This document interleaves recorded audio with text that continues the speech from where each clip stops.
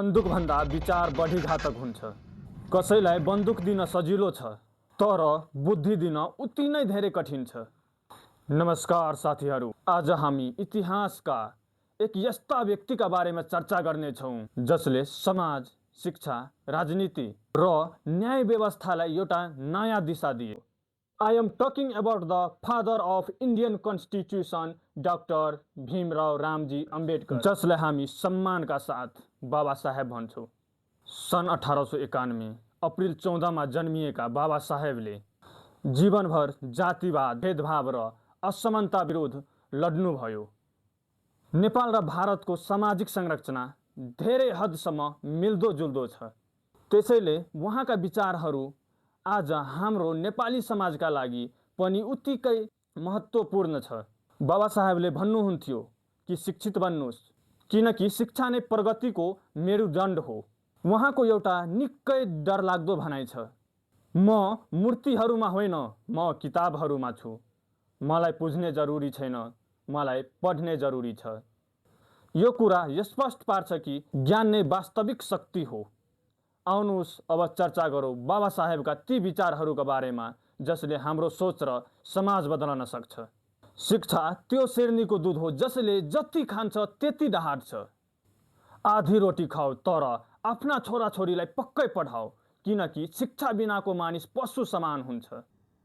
म कुनै समाजको प्रगतिलाई त्यो समुदायका महिलाहरूको हासिल गरेको प्रगतिको स्तरबाट मापन गर्छु। राजनीतिमा भाग नलिनुको सबैभन्दा ठुलो सजाय यो हो कि एक अयोग्य व्यक्तिले तपाईमाथि शासन गर्न थाल्छ।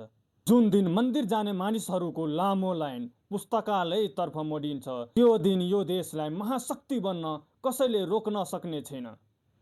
जसलाई आफ्नो दुखबाट मुक्ति चाहिन्छ उसले लड्नुपर्छ, र जसले लड्न चाहन्छ उसले पहिले पढ्नुपर्छ, किनकि ज्ञान बिनाको लडाइँमा हार निश्चित हुन्छ।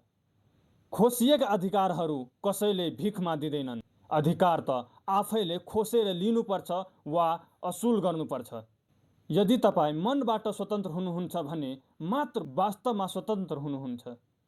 मलाई त्यस्तो धर्म मनपर्छ जसले स्वतन्त्रता, समानता र बन्धुत्व सिकाउँछ, किनकि धर्म मानिसका लागि बनेको हो, मानिस धर्मका लागि होइन। जसले आफ्नो इतिहास बिर्सिन्छन् उनीहरूले कहिले नयाँ इतिहास रच्न सक्दैनन्। मानिसको जीवन स्वतन्त्र छ, ऊ केवल समाजको विकासका लागि मात्र होइन, आफ्नो व्यक्तिगत विकासका लागि पनि जन्मिएको हो। संविधान जतिसुकै राम्रो किन नहोस्, यदि त्यसलाई चलाउने मानिसहरू खराब भयो भने खराब नै साबित हुन्छ। एक महान मानिस एक प्रतिष्ठित मानिस भन्दा यसरी फरक हुन्छ कि ऊ समाजको सेवक बन्न तयार रहन्छन्।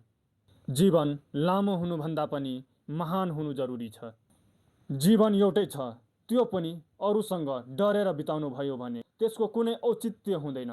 बाबा साहबका यी विचारहरू आज नेपाल समाजका लागि पनि उति नै सान्दर्भिक छ। शिक्षित हुनु नै वास्तविक सशक्तिकरण हो।